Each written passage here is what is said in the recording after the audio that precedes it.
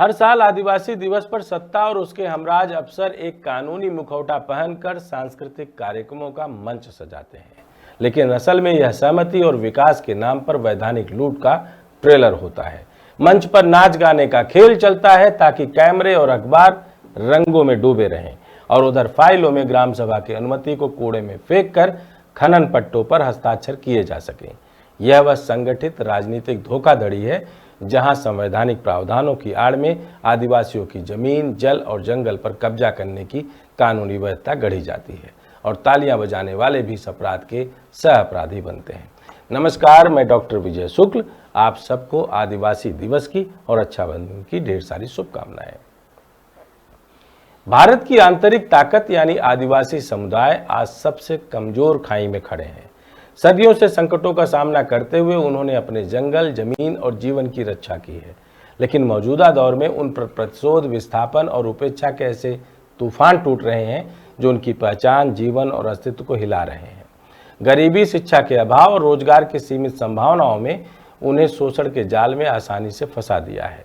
राष्ट्रीय अपराध record bureau के आंकड़े माने कि मानव तस्करी के दर्ज मामलों में लगभग 35% पीड़ित आदिवासी समुदाय से आते हैं, जबकि उनकी जनसंख्या महज 8.6% है।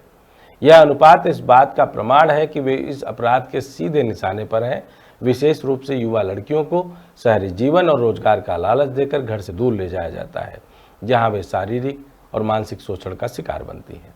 विकास परियोजनाओं ने आदिवासियों के जीवन में एक मौजूदा संकट पैदा कर दिया है, जिसे विस्थापन कहते हैं।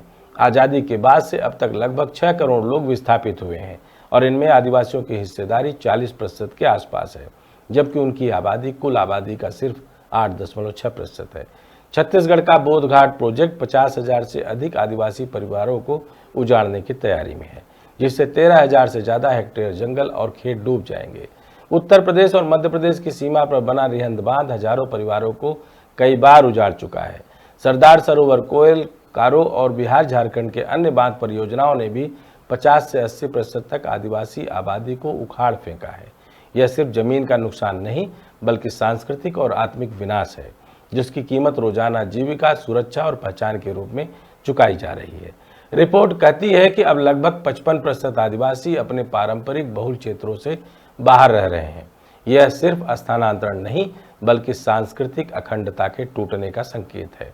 प्रोजेक्ट टाइगर और पर्यटन विकास जैसी योजनाओं ने आदिवासियों की पारंपरिक जमीनों को संरक्षित क्षेत्रों और व्यावसायिक उपयोग के लिए छीन लिया है, जिससे उनकी जीवन शैली और अस्तित्व दोनों को नुकसान हुआ है। राजनीतिक और सामाजिक विफलताओं ने उनके लिए न्याय की राह को और कठिन बना दिया है।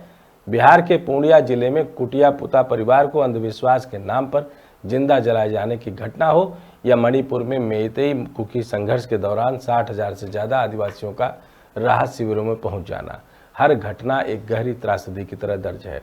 अपराध के मामलों में भी उनका अनुपात आसमान है। जेलों में आदिवासियों की संख्या उनकी आबादी की तुलना में कहीं ज़्यादा है। दोषियों में 13.6%, अंडर ट्रायल में 10.5% और बंदियों में 5.68%। यह आंकड़े न्याय प्रणाली में उनकी कमजोर स्थिति और सामाजिक भेदभाव की गहरी जड़ को उजागर करते हैं। 2006 का वन अधिकार कानून आदिवासियों को उनके जंगल और संसाधनों का स्वामित्व देने का दावा करता है, लेकिन कई राज्यों में इसका क्रियान्वयन इतना लचर है कि वे अपने ही संसाधनों से वंचित रह जाते हैं।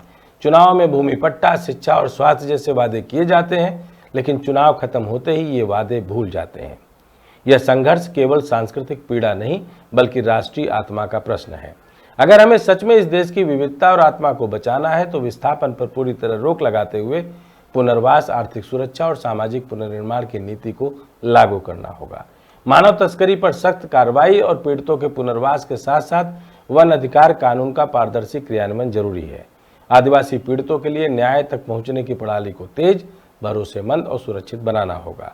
जब तक यह नहीं होगा, तब तक आदिवासियों का दर्द रिपोर्टों में दर्ज तो होगा, लेकिन उनके जीवन में राहत नहीं आएगी, और तब तक वे केवल विकास की कीमत चुकाने वाले अनदेखे नागरिक बने रहेंगे। जय हिंद, जय भारत।